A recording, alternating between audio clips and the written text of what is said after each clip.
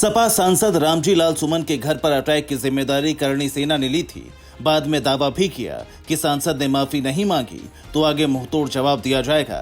लेकिन उत्तर प्रदेश उत्तराखंड आधारित news channel Bharat समाचार पर डिबेट के दौरान करणी सेना की सारी बहादुरी निकल गई। डिबेट में शामिल हुए राजपूत करणी सेना के प्रदेश अध्यक्ष दुर्गेश सिंह दीपू शामिल हुए, लेकिन जब उनसे editor in chief Brajesh Mishra ने सांसद के घर पर हमले को लेकर सवाल पूछे तो दुर्गेश सिंह के होश उड़ गए। देखिए 3 मिनट के अंदर राजपूत करणी सेना के प्रदेश अध्यक्ष दुर्गेश कितनी बार पलटे। अध्यक्ष हैं दुर्गेश जी, आपका बहुत स्वागत। ये जो सांसद के घर पे अटैक हुआ, ये आप लोगों ने कराया था? सांसद के घर पे अटैक नहीं कराया था। हम लोग शांतिपूर्ण ढंग से जा रहे थे अपना एक शिकायत दर्ज कराने। उसी में शिकायत उनके घर में दर्ज होती है? नहीं, हम लोग जा रहे थे शिकायत दर्ज कराने, उनके घर ही जा रहे थे उनको एक लेटर देने।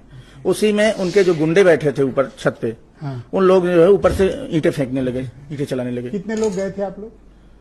होंगे हम लोग 1, 2, 3, 4,000। 4,000 लोग किसी के घर पे जाएंगे चढ़ के, तो आदमी क्या पत्थर नहीं फेंकेगा तो गुलाब देगा? देखिए हम लोग क्यों गुरु जी, हम लोग और शिकायत पुलिस में करनी चाहिए। नहीं, हम लोगों ने कहा था कि उनके घर आके बताएंगे। इस तरह आप वो एनओसी देने वाले कौन होते हैं हमारे महापुरुषों की? वो एनओसी देंगे?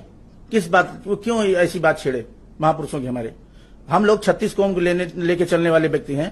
हमेशा क्षत्रिय समाज 36 कौमों को लेके चला है, और इस तरह की जो है बहुत ही दुर्भाग्यपूर्ण ये बयान है। अच्छा, आप चलिए, मैं मान लिया कि आप असहमत हैं उनकी बात से, नाराज भी हैं। आपको इस देश का कानून पता है? बिल्कुल पता है। तो हीरो वाजपेयी तो कह रहे हैं कि पुलिस आपको तलाश रही है, और मैं कहता हूं आप स्टूडियो में बैठे हैं और इसकी जिम्मेदारी ले रहे हैं। नहीं, पुलिस हमें क्यों तलाश रही है?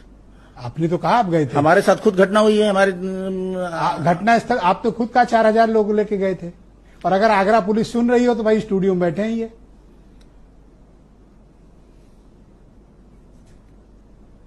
हम लोग अपना एक शांतिपूर्ण ढंग से एक लेटर देने गए थे। मैं आपको बताया, वीडियो में शांतिपूर्ण तो नहीं, आपने देखा होगा।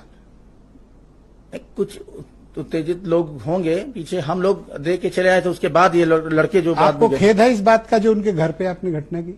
नहीं, खेद तो है, मगर इस तरह के जो है बयान किसी को दिए जा सकते हैं? नहीं देने चाहिए। मैं तो उसकी आज तक क्षत्रिय समाज, बताइए किसी भी समाज के प्रति अगर किसी कोई आवाज उठाया हो या गलत बयान दिया हो तो बताइए आवाज। आपको ऐसा क्यों लगता है कि राणा सांगा सिर्फ क्षत्रियों के थे?